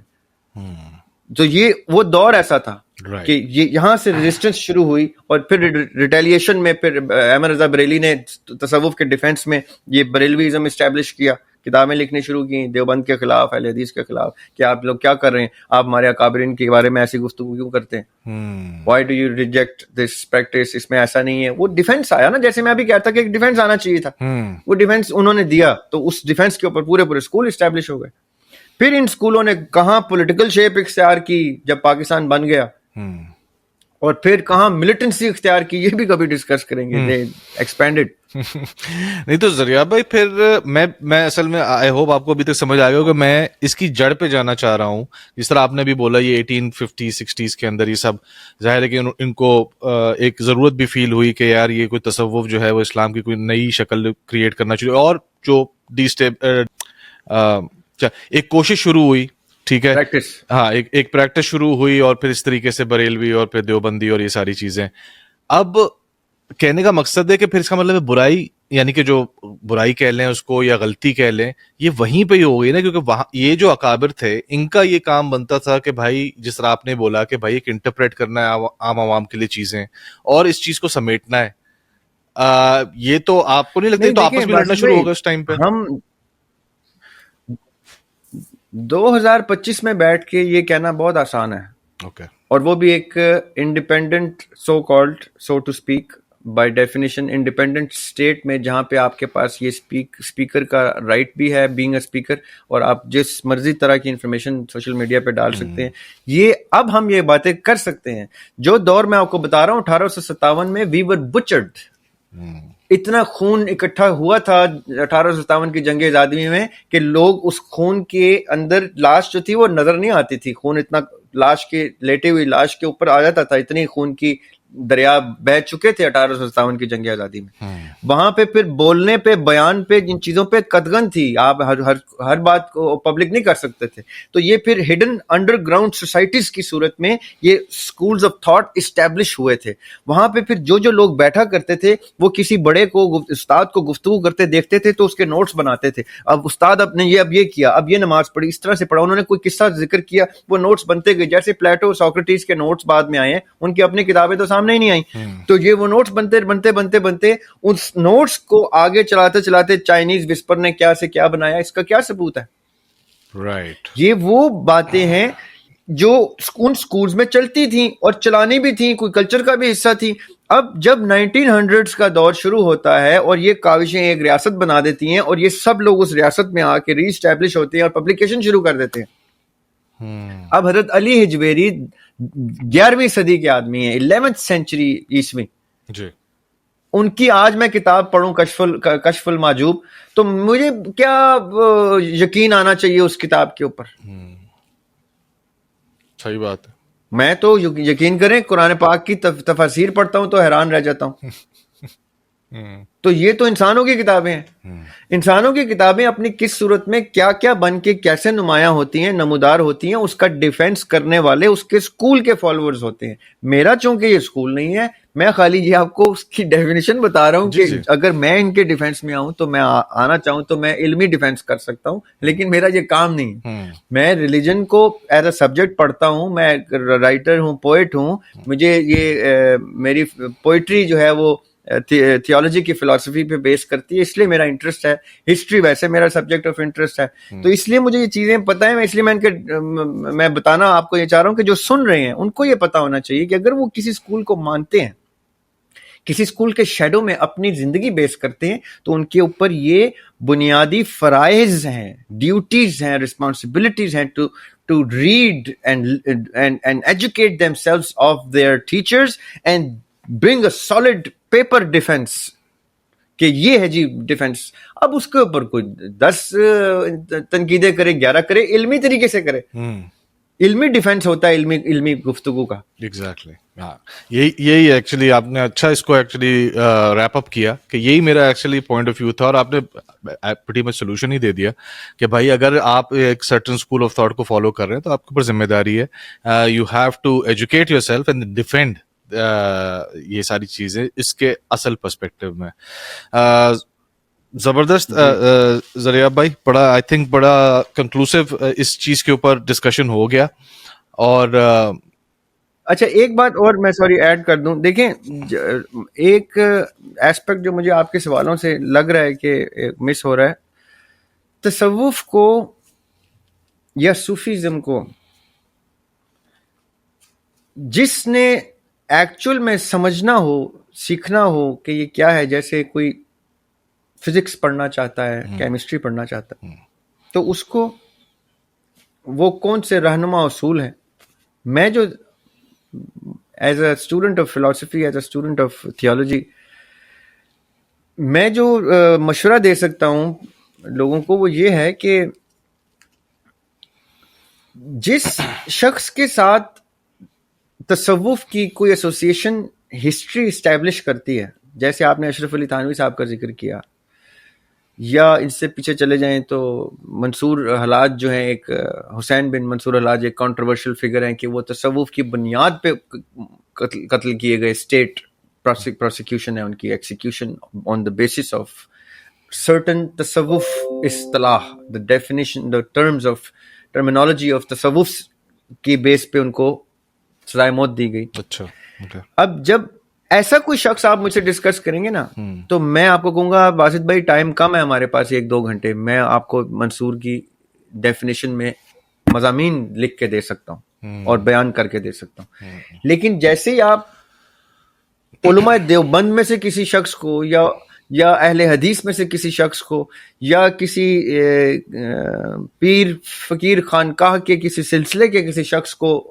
آپ تنقید کی نگاہ سے دیکھیں گے تو میں ڈیفنس میں نہیں آؤں گا.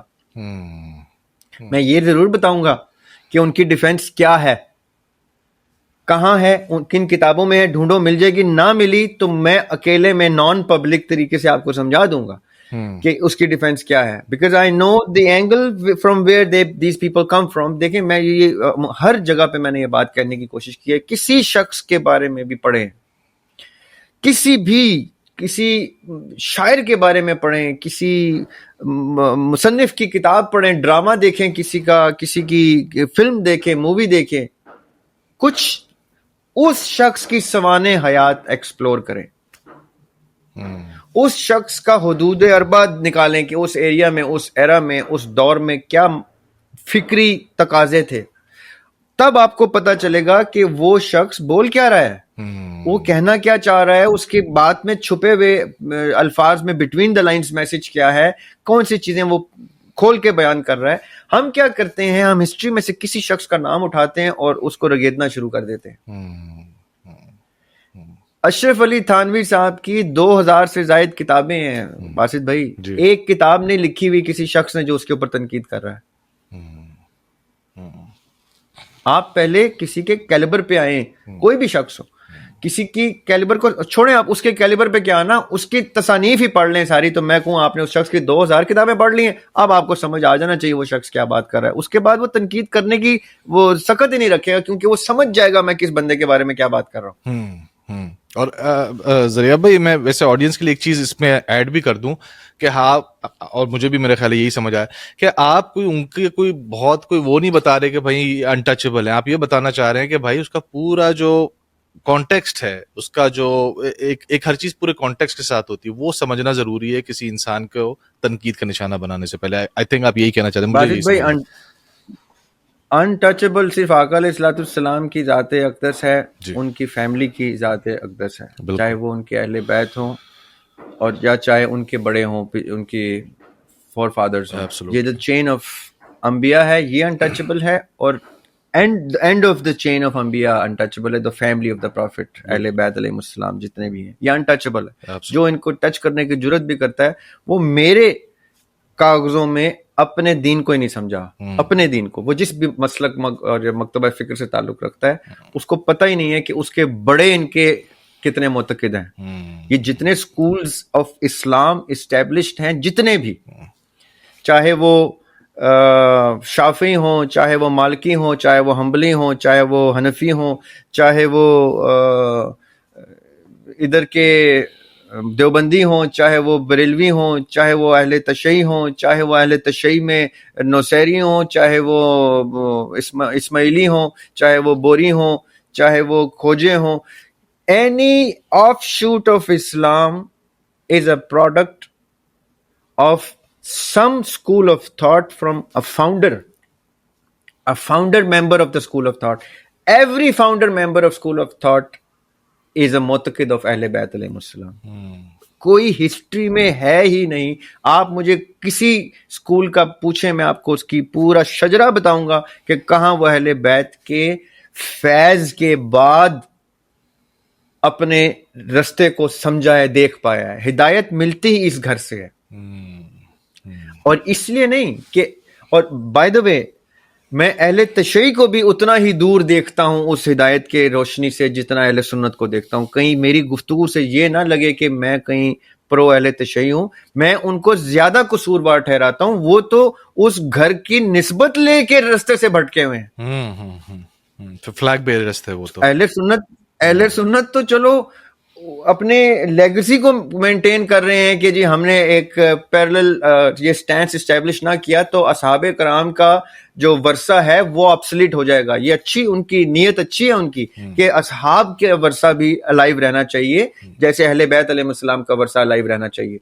लेकिन जिन इन दोनों स्कूल्स के फॉलोअर्स अपने घरों से दोनों दूर हो चुके हैं और ये होना था, ये आका अलैहिस्सलाम ने अपने जमाने में कह दिया था। सूरह बकरा की आयत नंबर 78 है या 79 है, जिसमें अल्लाह ताला के नबी अल्लाह ताला की आयत को तफसीर की सूरत में बयान करते हैं कि जैसे यहूद और नसारा ने अपनी किताबों के पैरेलल एक रिलीजन एस्टैब्लिश किया था जिसको मतवाजी मजहब कहते हैं, वैसे ही मुझे डर है मेरी उम्मत भी करेगी। आगे चल के हदीस में वो कहते हैं एक नहीं 73 स्कूल एस्टैब्लिश करेगी, जो एक होगा जो उसके साथ अटैच्ड होगा, बाकी सब जहन्नुम में जाएंगे। उन्होंने जमीन में रेत में ऐसे करके एक लाइन खींची और उससे शाखें निकाली। तो हज़रत अब्दुल्ला बिन अब्बास उनके नहीं इब्ने मसूद उनके साथ थे रज़ी अल्लाह ताला अन्हु। इब्ने मसूद ने कहा आका इस्लाम ये क्या है? उन्होंने कहा ये दरमियान में जो रास्ता है ये सिराते मुस्तकीम है और मेरा रास्ता है, अल्लाह की किताब का रास्ता है, और ये जो शाखें हैं ये जहन्नुम के रास्ते हैं।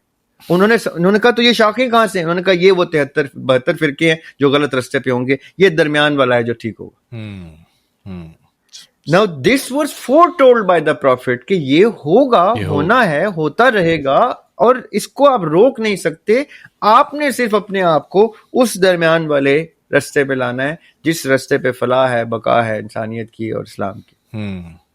बिल्कुल सही है। और तो मेरे अंदाजे में मेरे नजदीक ये दोनों एक जितने गलत हैं, इसलिए कोई ये मतलब ना निकाल ले कहीं कि मैं कोई प्रो शिया गुफ्तगू करता हूँ। नहीं आपने अच्छा किया, क्लियर कर दिया। थोड़ा सा फील ऐसा आ रहा था। वैसे मैं सबको सही समझता हूँ और सबको गलत समझता हूँ। मतलब ये कि इन सब में ठीक लोग पाए जाते हैं जो ठीक रास्ते पे हैं और इन सब में गलत लोग पाए जाते हैं जो गलत रास्ते में। किसी के माथे पे नहीं लिखा हुआ कि वो शिया है तो ठीक है या सुन्नी है तो ठीक है, ऐसा कुछ भी नहीं है। मैंने शिया घरों में यजीदी देखे हैं, मैंने सुन्नी घरों में हुसैनी देखे हैं, इसलिए इट डज नॉट मैटर कि वो किस घर के या किस स्कूल के हैं, वो ठीक रास्ते पे है तो वो ठीक है। बड़ा जबरदस्त तरीका है और यही मैं तरीका है जो मैं कोशिश कर रहा हूँ कि अपने चैनल से लोगों को पुश करूँ इस मेंटालिटी को। अच्छा ज़रिया भाई, क्लोज करने से पहले जो अभी एक रिसेंटली मेरे साथ एक वाकया हुआ तो मैंने कहा मैं आपसे पूछूं कि इसी को तसव्वुफ की जो बेस है, जिस तरह आपने बोला ना कि बंदा नॉलेज की उस लेवल को डिग इन करके वो सारी चीजें, मैं अपने समझने के लिए भी और ऑडियंस के लिए भी एक इजी एग्जांपल दे के क्लोज करना चाहता हूं ताकि एक अच्छा रैप अप हो जाए लोगों के दिमाग में कि क्या जो शरअ सदर होती है उसको उसकी एक तसलसल, उसको आप कह सकते हैं कि वो तसव्वुफ का एक वो होता है, एक शक्ल है।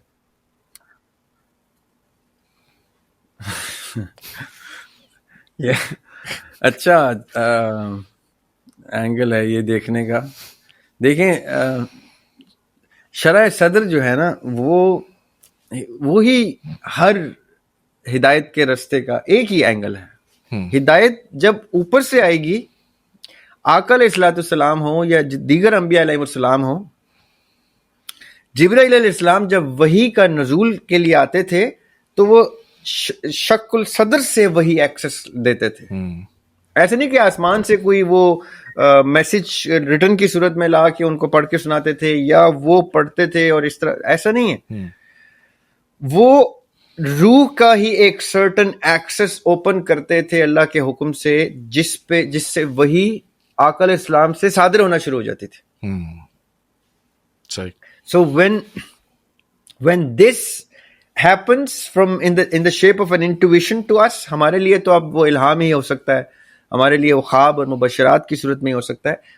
अंबिया अलैहिस्सलाम के लिए वो वही की सूरत होती थी। ठीक है, हमारे लिए ये होगा कि अल्लाह ताला ने अगर हमारी किसी अदा को पसंद कर लिया या हमारी कोशिश काविश को, struggle to get the knowledge पसंद कर लिया, तो वो अगर कोई एक्सेस ऐसा दे देते हैं जिसको जब दे देते हैं, जिसको तसव्वुफ में कश्फ कहते हैं, उस कश्फ का दरवाजा जब खुलता है तो वो वजदान होता है।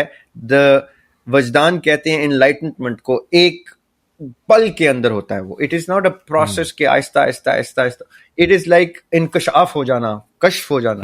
जैसे कश्फ होता है तो वो डुअलिटी, वो क्या है न्यूटन्स जो spooky behaviour of the electron है, وہ ہوتا ہے کہ وہ ایک ہی الیکٹران ایک وقت میں روح میں بھی پایا جاتا ہے اور باہر بھی پایا جاتا ہے نالج کی صورت میں. وہ ایک ہی ہوتا ہے, یہ نہیں کہ کوئی چیز آئی ہے, وہی منور ہو جاتا ہے اندر سے.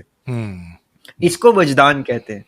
اس وجدان کی صورت میں جو ریئلائزیشن ہوتی ہے آف ایوری تھنگ, وہ معرفت ہوتی ہے, وہ عرفان ہوتا ہے. یہ تصوف کا جو کانسیپٹ ہے وہ بیسکلی اس سفر کی منازل ہوتی ہیں جو آہستہ آہستہ مائل سٹونز کی صورت میں آپ اچیو کر کے you are there, then you are there, then you can not in be their.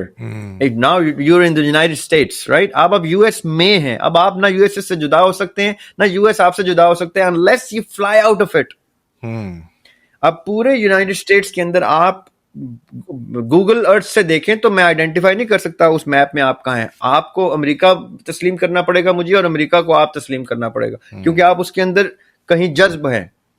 وہ تو بہت کلوز مائکروسکوپک ویو لوں گا میں تو بندے نظر آنا شروع ہوں اور بندہ جدا نظر آنا شروع ہو. ورنہ آپ, یہ تصوف یہ کہتا ہے کہ جب آپ کو کسی چیز کا ادراک ہو جاتا ہے تو اس کے بعد معرفت کے سفر میں وہ ادراک سے آگے چلی جاتی ہے. دین دوز ٹو الیکٹرانز یونائٹ.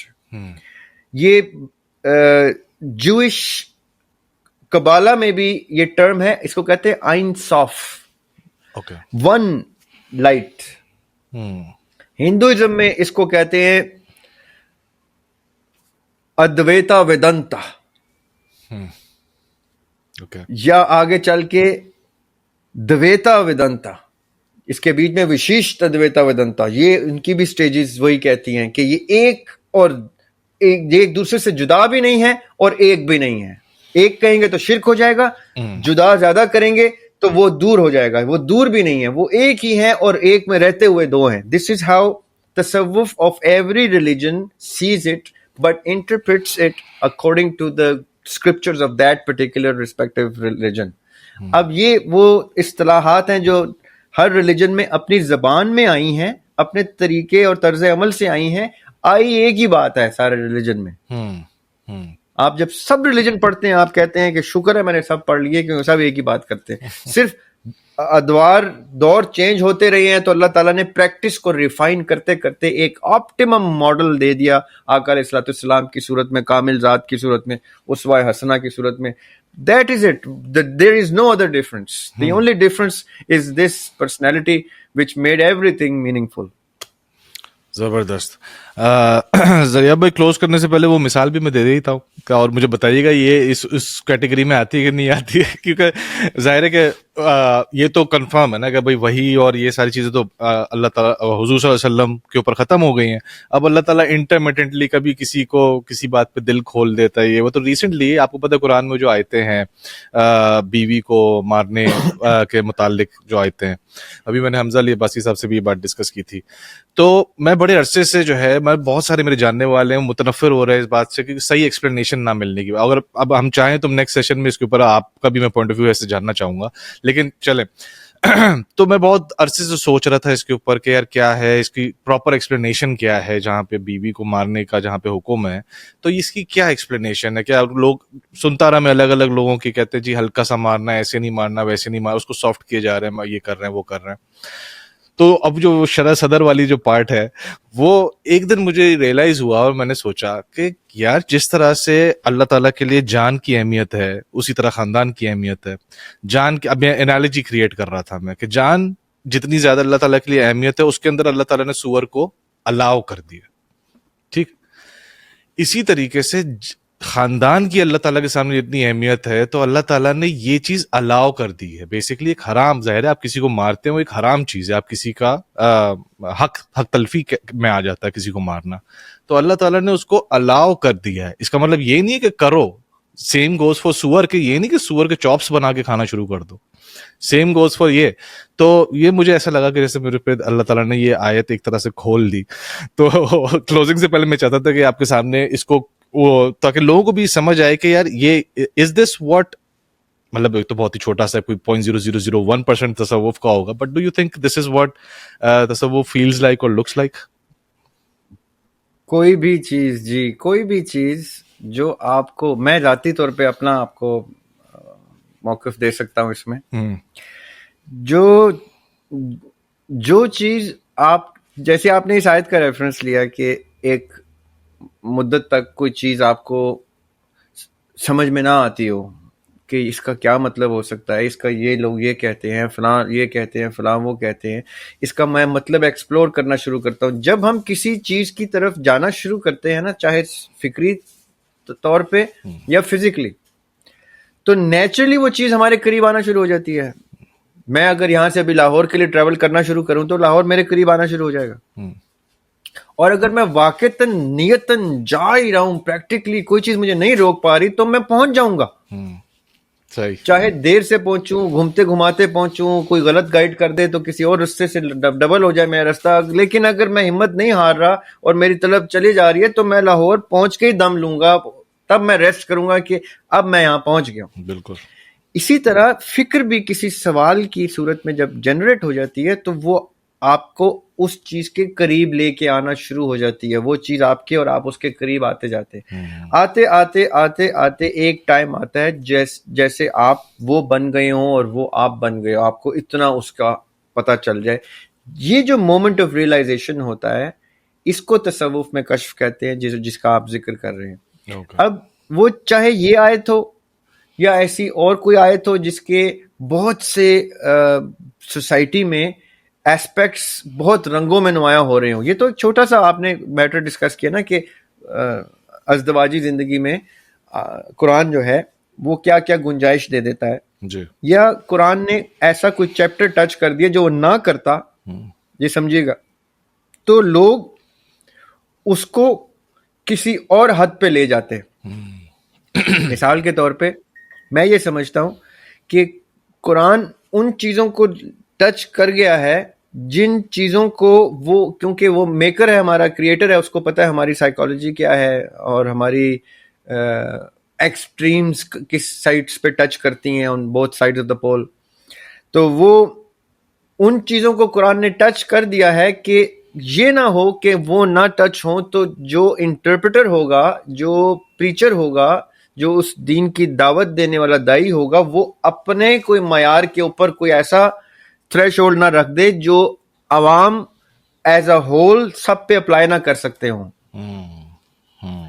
تو ایک بنیادی چیز جو سب کے ساتھ ریلیٹیبل ہوتی ہے، قرآن ان کو ضرور ٹچ کرتا ہے. میرے ذاتی مشاہدے کے مطابق جتنا میں نے قرآن کو سمجھنے کی کوشش کی ہے، جتنے اب تو الحمدللہ تفسیر کی لکھ رہا ہوں میں، اسی لیے قرآن پاک کی جو مجھے سمجھ میں آیا قرآن پاک، اس میں تو قرآن پاک نے وہ تمام ایسپیکٹس ٹچ کیے ہیں جو ہم نے اپنی زندگیوں میں بھی سارے ٹچ نہیں کرنے. میں آپ کو ایک اور اینگل بتاتا ہوں. قرآن میں وہ ایسپیکٹس بھی آ چکے ہیں جس کا میرے اندازے میں ایک عام مسلمان اور ایک خاص مسلمان، یہ دو لوگ میکسیمم 30-40% سے زیادہ اپنے پریکٹیکل یوٹیلیٹی میں لاتے ہی نہیں ہیں، باقی 70% سے پہلے ہی چل بستے ہیں. صحیح بات ہے.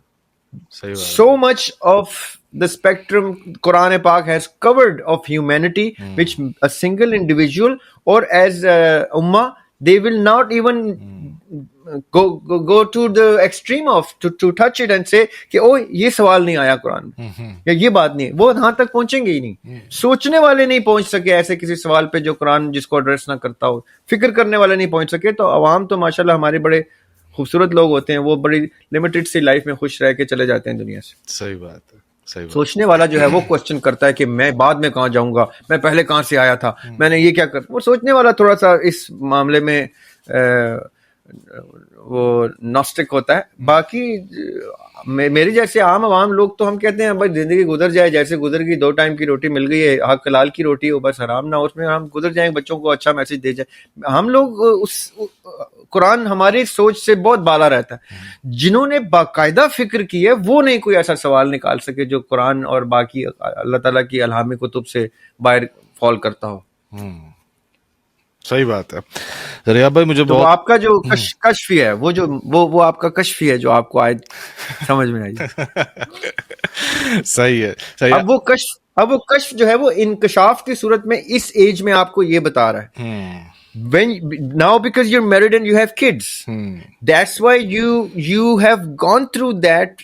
اب دیکھیں، اب وہ چیز خالی پڑھنے سے نہیں، اب آپ اس کو فیل کر سکتے ہیں. یہ ہے وہ معرفت ہونا کسی چیز کے ساتھ अटैचमेंट टू अ रियलिटी कि मैं वो बन के दिखाया हूँ, मैंने हस्बैंड बन के ये चीज फील की है, मैंने उसकी बीवी अपनी की जिद के ऊपर या अब उसके आउटरेजस आउटबर्स्ट के ऊपर जो मैं भी कर देता हूँ वो भी कर देती है, मैंने वो तब फील किया, या मैंने बच्चों की परवरिश करते हुए उसके ऊपर सख्ती करते हुए ये देखा है। यानी आप उसमें से गुजरे हैं, you have become it to get it, that is what Irfan is all about, मार्फत is all about, Wijdan is all about, कश्फ is all about. जिस तरह आपने शुरू में भी बोला था कि 20 साल की उम्र में आपको कुरान अलग तरह से गाइड कर रहा था और अब अलग कर रहा है, ये वो वाली बात जी, है। और आपको भी 50 में कुछ और नजर आए, आप कहेंगे यार ये देखो जो मैंने पॉडकास्ट में आज से 10 साल पहले 15 साल पहले डिस्कस किया था, आज मैं वो कर ही नहीं सकता, क्योंकि मुझे लगेगा मैं अपने आप को ही रिफ्यूट कर रहा हूँ, क्योंकि इतना बड़े ड्रास्टिक चेंजेस भी आ जाते हैं इस सफर में, सही as long as you keep your doors and windows open to get the light of knowledge from the Lord. जबरदस्त। जरियाब भाई, वैसे बहुत I am still enjoying the conversation, और आपके साथ तो इतने सारे टॉपिक्स हैं जिसके ऊपर अभी मैं वही लिख रहे जा रहा था बात करते करते आपसे कि इतनी सारी बातों के ऊपर आपसे बात हो सकती है, बट टाइम लिमिट आपने बहुत ज्यादा जाहिर है ऑलरेडी टाइम दे दिया मुझे, तो I really appreciate your time sir. इसको आज Same here. आज इसको क्लोज करते हैं सर, और thank you so much for your time sir. इंशाल्लाह कोशिश करूंगा अगर आपके पास टाइम हो तो हम इंशाल्लाह दोबारा इकट्ठे बैठे और फिर किसी इंटरेस्टिंग टॉपिक पर डिस्कस करें। चलें, Thank you very much for having me. Thank you. Thank you sir. अस्सलाम वालेकुम। Allah Hafiz.